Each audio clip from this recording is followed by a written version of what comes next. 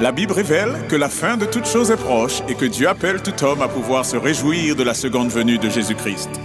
L'objectif de cette présentation est de vous préparer à être du nombre de ceux qui gardent les commandements de Dieu et le témoignage, la foi de Jésus-Christ.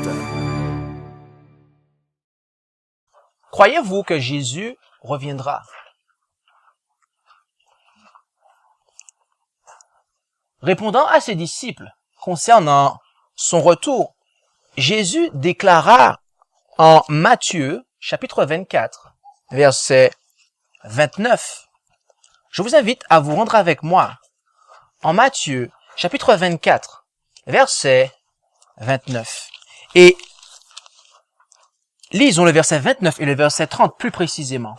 Matthieu, chapitre 24, versets 29 et 30. Matthieu, chapitre 24, versets 29 et 30. Où nous lisons: « Et aussitôt, après l'affliction de ces jours-là, le soleil s'obscurcira, la lune ne donnera point sa lumière, les étoiles tomberont du ciel, et les puissances des cieux seront ébranlées. Alors, le signe du Fils de l'homme paraîtra dans le ciel. Alors aussi, toutes les tribus de la terre se lamenteront en se frappant la poitrine, et elles verront le Fils de l'homme venant sur les nuées du ciel avec une grande puissance et une grande gloire. » Pensez-vous que cet événement ne nécessite aucune préparation, chers frères et sœurs?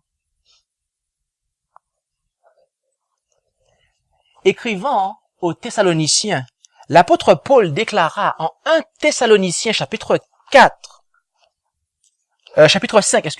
1 Thessaloniciens chapitre 5, verset 4. 1 Thessaloniciens chapitre 5 au verset 4. 1 Thessaloniciens chapitre 5 et au verset 4. 1 Thessaloniciens chapitre 5 et au verset 4.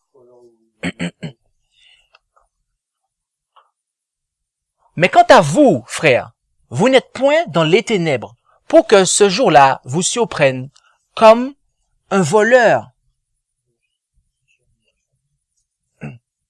Pourquoi l'apôtre Paul a-t-il déclaré cela? Pourquoi l'apôtre Paul a-t-il déclaré cela?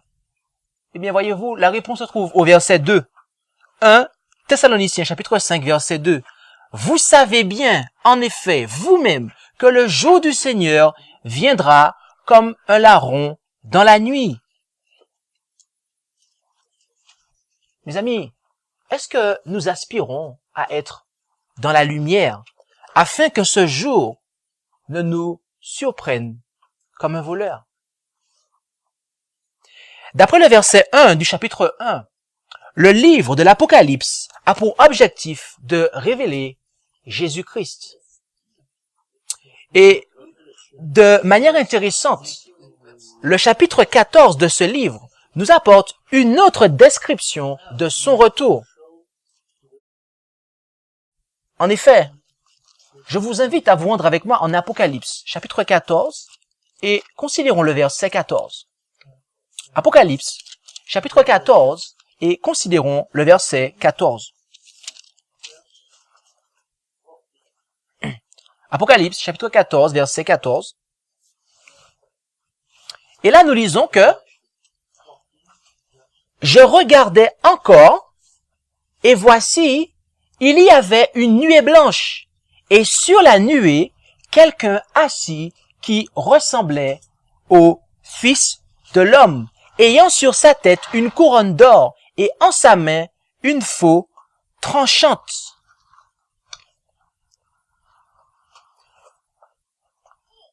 La première fois que Jésus vint sur cette terre, Jean-Baptiste devait lui préparer la voie.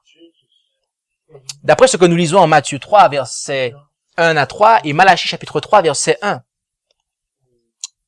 Et mes amis, pensez-vous qu'il en sera autrement lorsque Jésus reviendra une seconde fois? Il faut une préparation. Il faut une préparation, mes amis. Bien évidemment, il faut une préparation. Car voyez-vous, le verset 6 à 12 du 14e chapitre de l'Apocalypse nous indique qu'un triple message doit être entendu avant la seconde venue de Jésus. Et ce message se lit comme suit. Je vous invite à le lire avec moi en Apocalypse, chapitre 14, versets 6 à 12.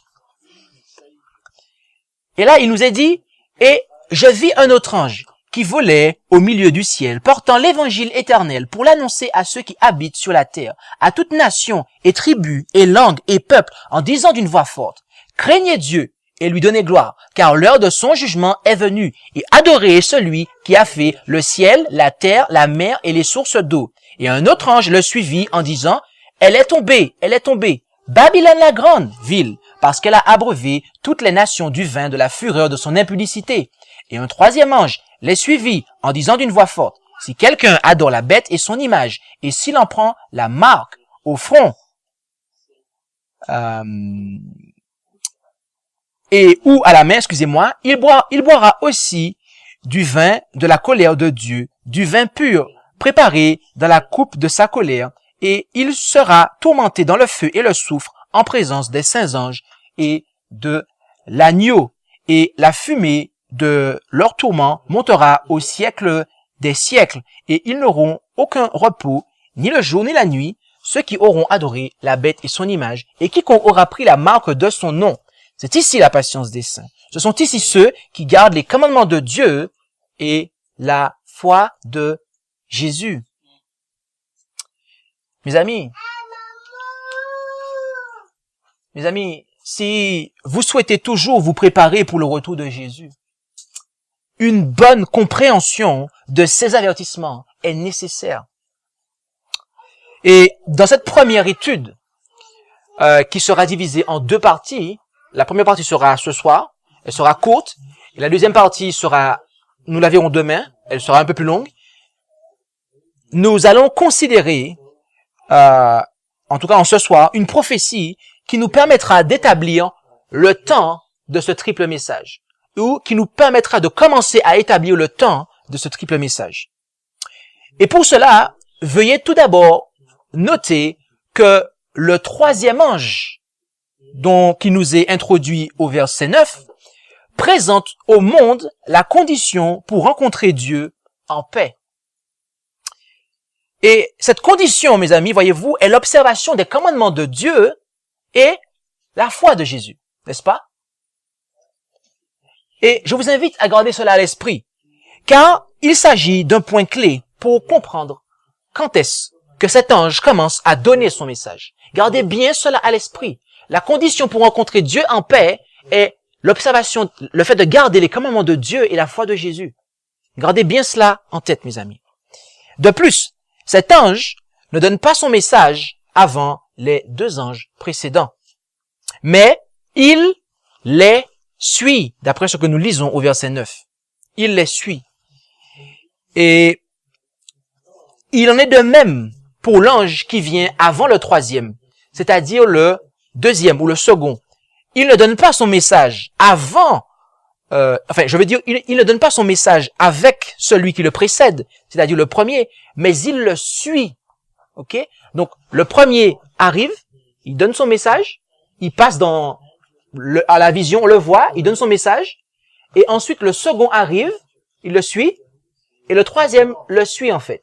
Ils ne donnent pas leur message dans la vision qui nous est présentée, en tout cas, ce n'est pas simultanément en fait. Ils se suivent en fait, ok? Et lorsque nous arrivons au premier ange, eh bien, nous devons également dire que c'est seul qu'il délivre son message, d'après ce que nous lisons dans la vision, mes amis. Et je précise cela, car, voyez-vous, lorsqu'il parle du premier ange, Jean déclare, « Je vis un autre ange qui volait au milieu du ciel » au verset 6. « Je vis un autre ange qui volait au milieu du ciel. Et quand il dit je vis un autre ange, il fait allusion au premier ange.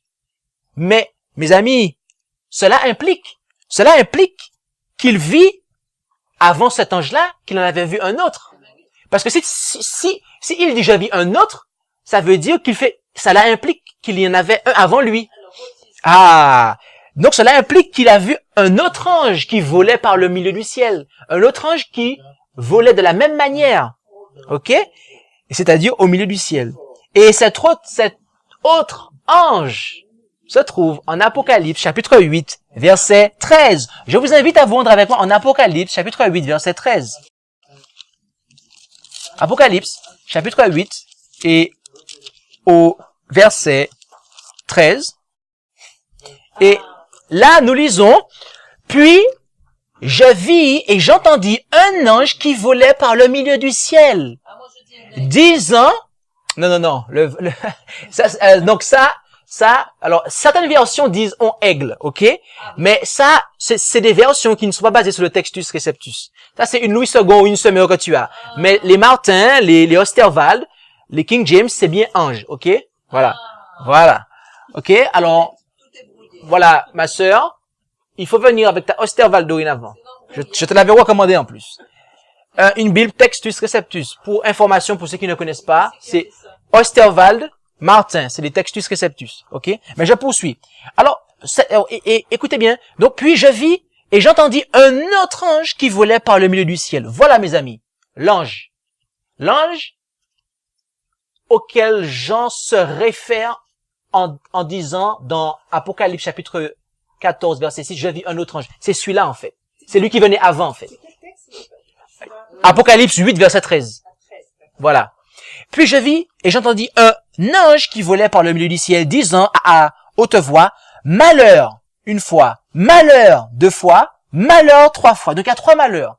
Et il dit malheur, malheur, malheur aux habitants de la terre à cause du son des trompettes des trois anges qui doivent encore sonner. Mes amis, c'est à cause du son des trompettes des trois anges qui doivent encore sonner que cet ange annonce aux habitants de la terre trois malheurs. Et ainsi, ces trois malheurs sont reliés au son des trois dernières trompettes. Et voyez-vous, la cinquième trompette, ou le premier malheur, qui commence en Apocalypse, chapitre 9, verset 1, et nous pouvons lire le verset. Et le cinquième ange sonna de la trompette.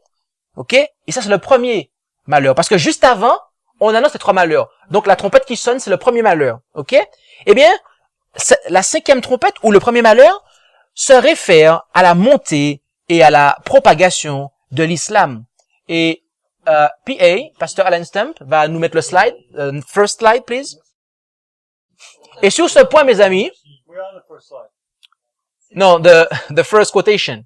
Okay? That one. Et sur ce point, Albert Barnes déclara, il est surprenant de voir que les commentateurs sont unanimement d'accord sur le fait que cela se réfère à l'empire des Sarrasins ou à la montée et à la progression de la religion et de l'empire de Mahomet. Je fais une pause ici. PA. This is the same slide that I presented in the United States, so you can have them and share them with Sister Hira. Okay? Yes, I have. Okay, so, voilà, je reprends en français. Voilà, mes amis. Et, next slide, too. Et c'est le 27e jour du mois de juillet de l'année 1299 de l'ère chrétienne que Othman Ier envahit le territoire de Nicomédie, d'après Édouard Gibbon, au chapitre 6 et la partie 13. Mes amis, la Bible nous dit qu'il devait torturer les hommes qui n'ont pas, et je vous invite à suivre avec moi au verset 4, au verset 5 et au verset 10 d'Apocalypse 9, qu'il devait torturer les hommes qui n'ont pas le sceau de Dieu sur leur front. Et ça, pendant une durée de combien de temps? une durée de 5 mois. C'est ce qui est marqué dans vos Bibles? Est-ce que c'est ce qui est marqué dans vos Bibles? Verset 4, verset 5, verset 10. Lisons cela. Et il leur fut dit de ne faire aucun mal à l'herbe de la terre, ni à aucune verdure, ni à aucun arbre, mais seulement aux hommes qui n'ont pas le sceau de Dieu sur leur front. Verset 5. Et il leur fut donné, non de les tuer, mais de les torturer pendant 5 mois, et leur torture était pareille à celle que cause le scorpion quand il pique l'homme. Et verset 10. Elle avait des queues semblables à celles des scorpions, et à leur queue un aiguillon, et leur pouvoir était de nuire aux hommes pendant 5 mois. OK? Donc, on voit que les Mahométans, ou si vous préférez l'islam, dirigé par Mahomet, eh bien, Dieu annonçait qu'il devait torturer les hommes pendant 5 mois. Dans la Bible, mes amis, next slide, please. Dans la Bible, un mois se compose de 30 jours, de 30 jours. Donc, 5 mois sont combien? Sont 150 jours. Et voyez-vous, Nombre, chapitre 14, verset 34, et Ézéchiel, chapitre 4, verset 6, sont 2 textes clés qu'il nous faut pour bien comprendre ou bien interpréter le temps dans la prophétie biblique. Et d'après la règle de ces 2 textes-là, eh bien, c'est-à-dire règle qui est que un jour prophétique équivaut à une année littérale, next slide, ces 150 jours sont 150 années qui amènent la fin du premier malheur au 27 juillet 1449. Puis vient le son de la 6e trompette ou du second malheur. En quel verset? Apocalypse, chapitre 9, versets 12 et 13. Ah, Apocalypse 9, 12 et 13. Le premier malheur est passé. Voici, il vient encore 2 autres malheurs après celui-là. Et le 6e ange sonne de la trompette. Et j'entendis une voix qui venait des 4 cornes de l'autel d'or qui est devant Dieu. Donc, juste après, dès que le premier malheur se termine, mes amis, le second malheur commence juste après. Et ce second malheur, sa durée doit être d'1 heure, 1 jour, 1 mois et 1 année. 1 heure, il nous est dit, dans les versets que nous avons, ils étaient préparés pour le jour, l'heure, le jour, le mois et l'année. Au verset 15. Excusez-moi, je vous ai pas donné le verset. Au verset 15. Et aussitôt furent déliés les 4 anges qui étaient prêts pour l'heure, le jour, le mois et l'année. OK? Et mes amis, rappelez-vous que nous sommes dans le livre de l'Apocalypse. Et qui est un livre quoi? Prophétique. N'est-ce pas? Donc, next slide, please. Et rappelez-vous que dans la... No, previous one. Yeah. Previous one. You showed. Okay. Et that's one. Yeah. Thank you. Donc, rappelez-vous que dans la prophétie biblique, un jour prophétique équivaut à quoi? Une année littérale. Amen. Donc, 1 heure prophétique équivaut à 15 jours littéraux. Un jour prophétique équivaut à une année littérale. Un mois prophétique équivaut à 30 années littérales. Et une année prophétique équivaut à 360 années littérales. N'est-ce pas? Donc, combien de temps avons-nous ici? Nous avons 391 années et 15 jours littéraux. Et voyez-vous, mes amis, par conséquent, et après le calcul, cela amène la fin du second malheur au 11 août 1840. OK?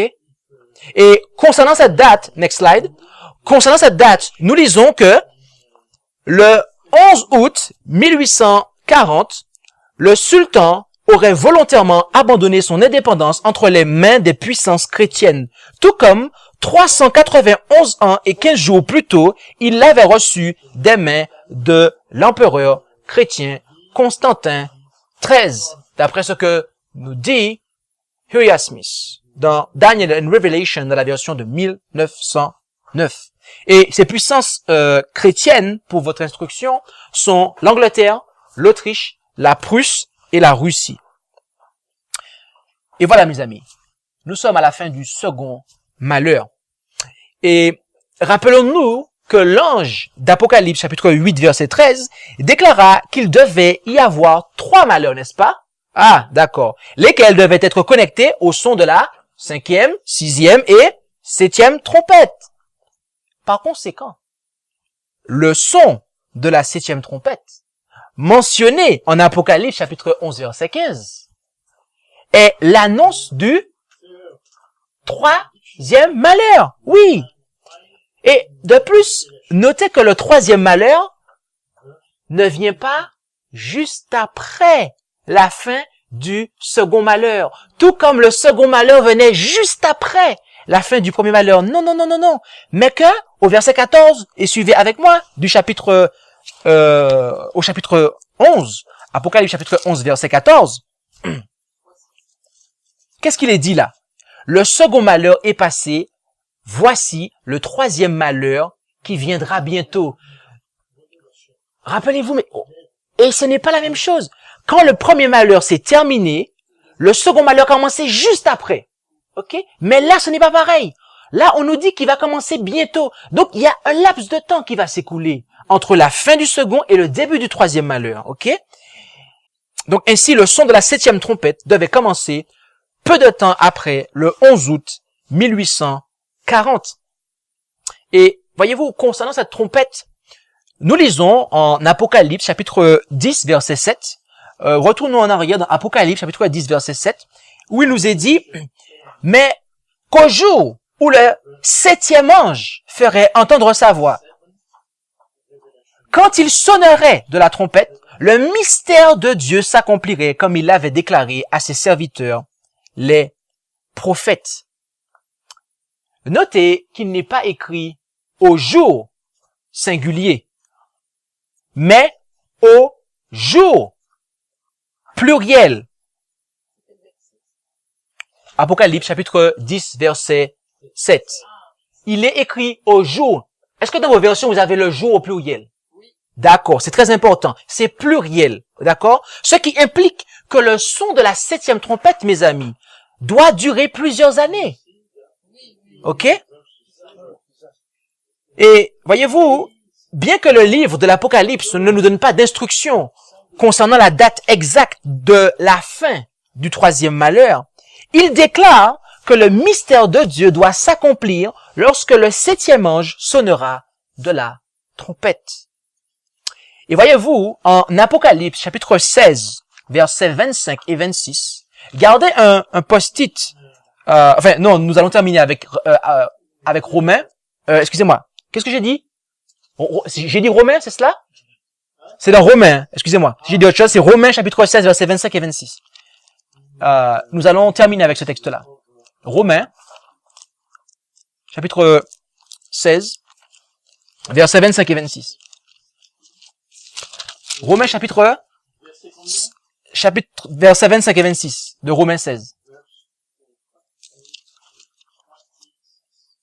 Romains chapitre 16, versets 25 et 26. Et écoutons ce que l'apôtre Paul dit ici.